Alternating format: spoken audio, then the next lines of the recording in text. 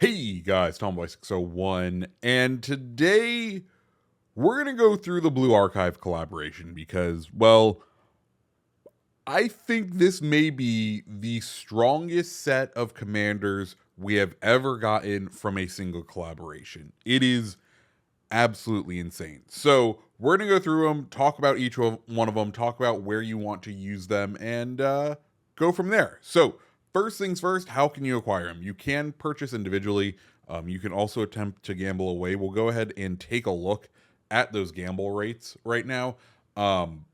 Basically, you have a 22% chance of getting 17,500 doubloons, a 20% chance of getting 30,000 global XP, a 12% chance of 10 promotion orders, a 10% chance of getting one of the 5 commanders, a 10% chance of getting the skin for Takahashi, a 6% chance of getting accommodation, a 6% chance of getting 20 promotion orders, 5% of 1 insignia, 4% of the turpits, 2% for 2 insignia, 2% for 2 accommodations, and a 1% chance to get accommodation. Also, they are duplicate protected crates, so you won't get a duplicate commander, and you won't receive the boats, and you can buy 75. If you buy 75 of the crates, you're guaranteed to get all of them, but that's not a great deal.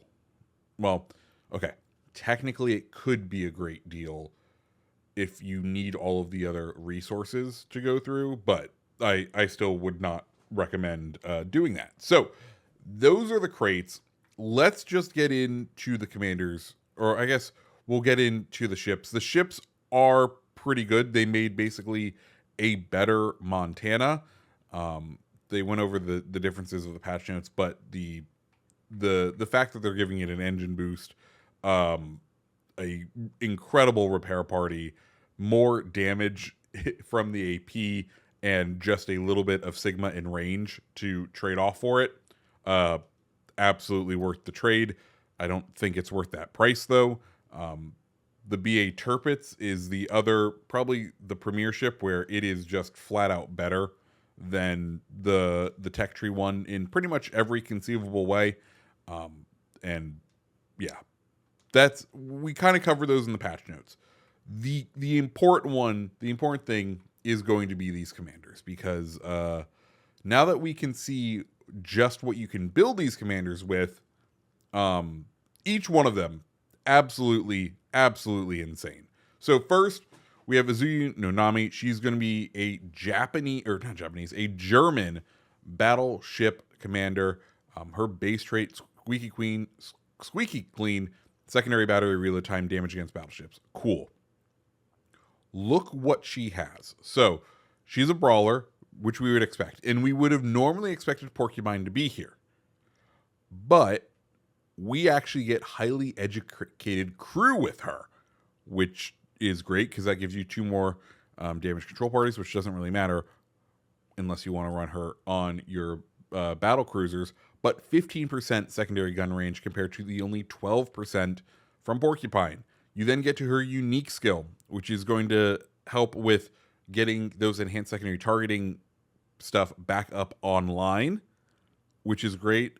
Then one of her legendary skills is what used to be Enrique Fernando's unique legendary skill, which helps with enhanced secondary targeting cooldown times and gives you an extra charge. Oh, and also makes all of that stuff just better. Makes your main battery better, makes your secondary batteries better. Like, she is pretty good. She is going to be one of those tough picks when you're coming through. After that, we come to Osura Ane, and I think she's the weakest of all of these. But having just played a round with her on Takahashi, there's some fun that you can have. So base trait, support express, repair party cooldown, amount of HP recovered, excellent. Then we get a very defensive build, which is kind of what the light cruisers for the Japanese need. And that's kind of how I built her. The 2 inspirations I'm running are Cheshire to help to reduce damage with the incoming from the Citadel and to boost the HE fire chance, because we're already kind of boosting it here. But her unique skill decreases damage to your Citadel. So you can get this up to 30% reduction of damage to your Citadel, which those Japanese light cruisers tend to like to have their Citadel touched very hard. You add Cheshire on top of that, 35%. I think you can get it up to probably 36%. Then you add the British commander, who also reduces Citadel, and you're looking at like 40% reduction to your Citadel. It's a weird build, but it could be fun. So that's Anya. Like I said, I don't think she's the strongest, but she is definitely a surprise to me. Then we come to Hoshino, American battleship commander, and she's absolutely cracked. I like, they keep making interesting and weird American battleship commanders, and here is another example of it. So her base trait reduces main battery reload time, betters main battery survivability, reduces rudder shift time. All fantastic traits. Cool. Then we get Flammable Cannoneer. Main battery range, main battery shell grouping. Excellent traits for American battleships. Extra risk of catching fire. There's no gyrating drill bits. There's no slowing down your battleship with this. Instead, you get Dance with Death, which decreases your reload the more damage you take. Pretty fantastic. Then, for some reason, we've given her the French-only skill Megalomania, which reduces your main battery reload time by up to 10%, and decreases the amount of time you're spotted when you fire your main guns for the cost of like 5% HP, which isn't very much. It's a gimme skill. Then what you can do, have Master Mechanic. We haven't upgraded her to 16 yet to get 2 repair party charges, but you can get 2 repair party charges here, and then give yourself a third one, because for some reason, this battleship commander now has a cruiser-only skill, which will give it extra heals, which means your American battleships, instead of having like 2 or 3 heals, can have 6 heals now. And you're still not at a disadvantage. You're not forced to come up close because you still have Flammable Cannoneer. Oh, and if you build into like main battery reload time over here, you're looking at a ridiculous reload time in the 20s. Okay. American battleships weren't weak, but they certainly aren't going to be now.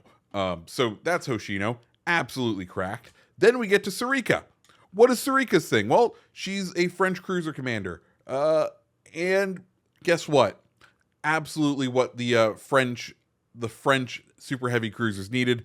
And it kind of feels crappy that they would release the line in the way that it is and then release this commander as a paid one, because this commander makes that line playable. It makes the guns feel decent enough where, yes, you still have a long reload, but it feels like you're actually hitting stuff. So what's up with her? So base trait, main battery reload time, which you need on those, and then main battery dispersion improvement. Excellent. Then beyond range, keep you decently at range.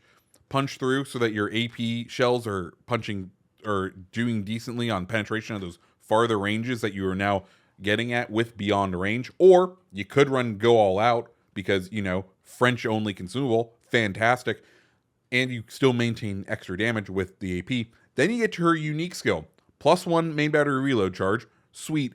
And up to a 30% improvement in the characteristics of dispersion when you have MBRB going.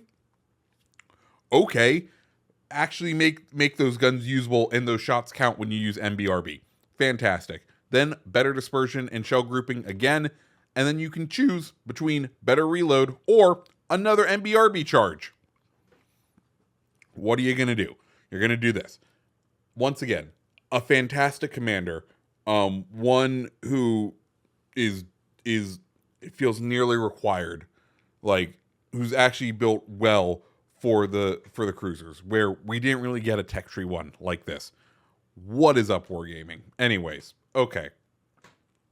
Then we're on to the last one, Shiriko, who has been the one that I've been most excited for, because we finally have it. We finally have a gunboat commander for the Brits. And some of you will say, Tommy, there's no gunboats for the Brits. That's because you haven't been able to play them as gunboats. But guess what? Hybrid ships, they swing both ways. They can be gunboats. This was just our kind of put together little build for this.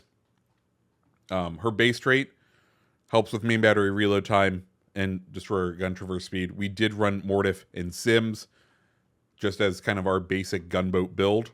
Then we're running Observant Rage. First time we've had that on a British destroyer.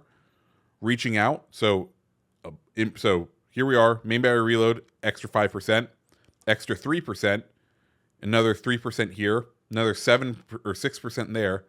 We are running Twist and Track to help with the gun traverse speed, because we did try her out on Cossack today.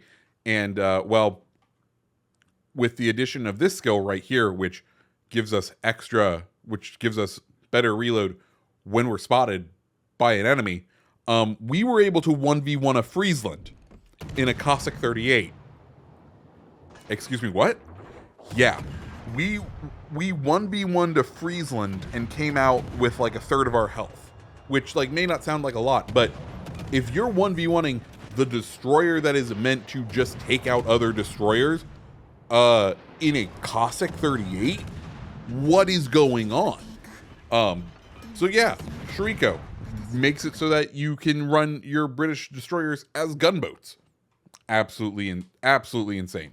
So those are the commanders. Like I said, this is a crop of commanders that I think literally there's only one sort of dud, and even at this sort of dud, still pretty good overall. So guys, that's my little kind of review of the Blue Archive commanders. Like, I wish I could say don't buy them, because this just encourages bad ideas from wargaming. But clearly we've lost that battle.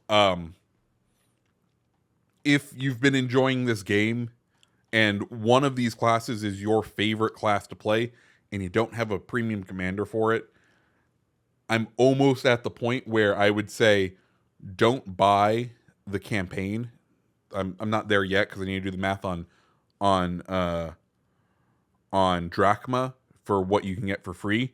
But the money you put towards a campaign may be better spent this update by putting it into one of these commanders, especially if one of these lines is one that you play and love and you don't have a premium commander for them already. So guys, that's all I have to say today. If you like my little random rants videos like this, hit the like button, hit the subscribe button, and I hope you have a fantastic rest of your day. See ya.